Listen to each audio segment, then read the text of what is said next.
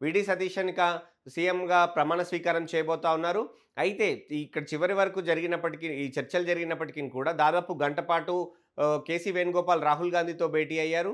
రాహుల్ కూడా మొదట్లో కేసీ వేణుగోపాల్ నిర్ణయం వైపు మొగ్గు చూపినప్పటికీ, ఈ నిర్ణయం అంతా కూడా ప్రధానంగా ప్రియాంక గాంధీ నేతృత్వంలో జరిగినట్టుగా తెలుస్తోంది. సో, ప్రియాంక సూచన మేరకు, ఖర్గే సూచన మేరకే రాహుల్ గాంధీ కేసీ వేణుగోపాల్‌కు పిలిచి నచ్చజెప్పినట్టుగా ఢిల్లీలో ప్రచారం జరుగుతా ఉంది. కార్యకర్తల్లో ఉండి క్షేత్రస్థాయిలో నుంచి వచ్చేటువంటి లీడర్ అయితేనే రేపటి భవిష్యత్తు బాగా ఉంటుంది. కూటమి ఇబ్బంది లేకుండా ఉంటుంది. పైగా మనకి నెక్స్ట్ వచ్చే పార్లమెంట్ ఎన్నికల్లో మంచి పెర్ఫార్మన్స్ కావాలి కాబట్టి, ఇప్పుడు ప్రజల నుంచి వచ్చినటువంటి లీడర్‌ని కాదని, మనకు దగ్గరగా ఉన్నటువంటి లీడర్‌ను పెడితే ఇబ్బందవుతుంది అనే ఉద్దేశ్యంతోటే ప్రియాంక రాహుల్‌ని ఒప్పించినట్టుగా తెలుస్తోంది. మరోవైపు కేసీ వేణుగోపాల్ కూడా చాలా ముఖ్యమైనటువంటి స్థానంలో ఉన్నారు. ఎందుకంటే ఆల్ ఇండియా కాంగ్రెస్‌లో జనరల్ సెక్రటరీ అనేది చాలా కీలకమైనటువంటి పోస్టు. సో, ఆ పోస్ట్‌లో ఉన్నారు కాబట్టి పైగా ఎంపీగా కూడా ఉన్నారు. అక్కడ ఎమ్మెల్యేగా కూడా గెలిచి లేరు. అంటే పోటీ కూడా చేయలేదు. సో, ఈ నేపథ్యంలో తనని ఎంపీగానే కొనసాగిద్దాము. పార్టీకి ఏఐసీసీ లెవెల్‌లో వేణుగోపాల్ చాలా బలంగా ఉన్నారు.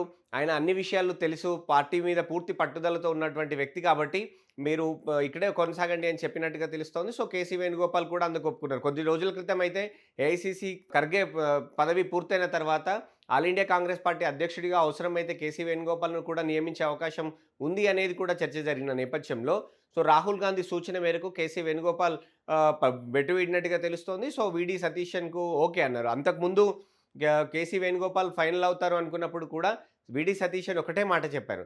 నేను పార్టీ నిర్ణయానికి కట్టుబడి ఉంటాను. కానీ కేసీ వేణుగోపాల్ ముఖ్యమంత్రిగా ఎంపిక చేస్తే నేను ఎమ్మెల్యేగా మాత్రమే కొనసాగుతాను. ఆ మంత్రివర్గంలో చేరను అని ఆయన ఏఐసీసీకి చెప్పినట్టుగా తెలిసింది.